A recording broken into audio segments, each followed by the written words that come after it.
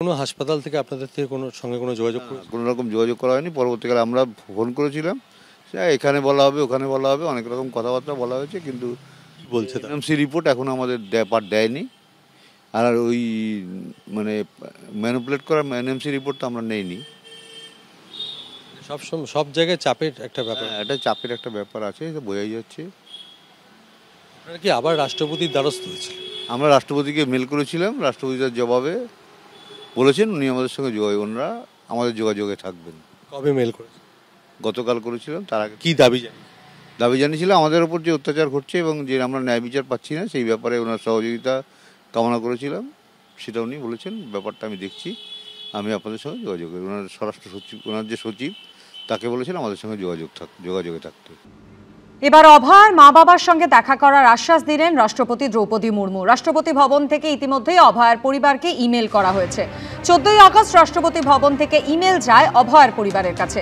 এই বিষয় নিয়ে বিস্তারিত জানতে কথা বলে নেব। আমাদের সঙ্গে টেলিফোন লাইনে রয়েছেন প্রতিনিধি সমীরণ পাল। সমীরণ, আমরা দেখতে পাচ্ছি রাষ্ট্রপতি ভবন থেকে পাঠানো সেই মেলের ছবি। কি লেখা হয়েছে এই মেলে? কবে দেখা করবেন রাষ্ট্রপতি অভয়ার মা বাবার সঙ্গে?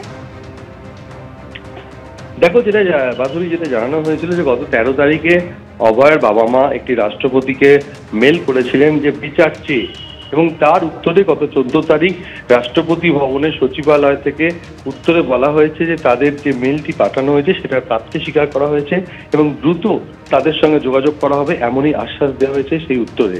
এবং তুমি জানো যে আরজিকর ঘটনার পর তার বাবা মার পক্ষ থেকে, অভয়ের বাবা মার পক্ষ থেকে রাষ্ট্রপতির কাছে এর আগেও আবেদন জানানো হয়েছিল সাক্ষাৎ করার জন্য।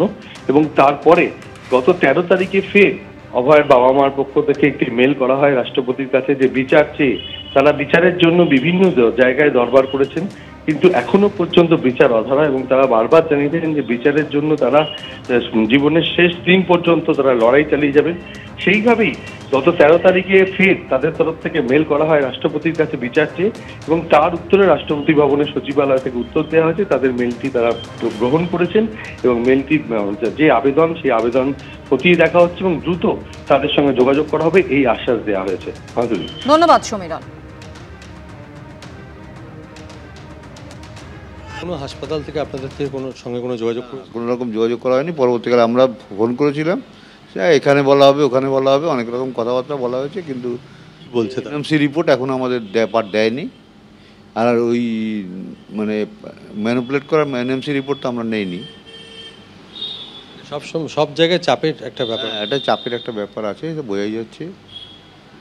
আপনারা কি আবার রাষ্ট্রপতির দ্বারস্থ হয়েছিল? আমরা রাষ্ট্রপতিকে মেল করেছিলাম, রাষ্ট্রপতি তার জবাবে বলেছেন উনি আমাদের সঙ্গে ওনারা আমাদের যোগাযোগে থাকবেন। কবে মেল করেছে? গতকাল করেছিলাম। তার আগে কি দাবি জানি? দাবি জানিয়েছিল আমাদের ওপর যে অত্যাচার ঘটছে এবং যে আমরা ন্যায় বিচার পাচ্ছি না, সেই ব্যাপারে ওনার সহযোগিতা কামনা করেছিলাম। সেটা উনি বলেছেন, ব্যাপারটা আমি দেখছি, আমি আপনাদের সঙ্গে যোগাযোগ করি। ওনার স্বরাষ্ট্র সচিব, ওনার যে সচিব, তাকে বলেছেন আমাদের সঙ্গে যোগাযোগে থাকতে।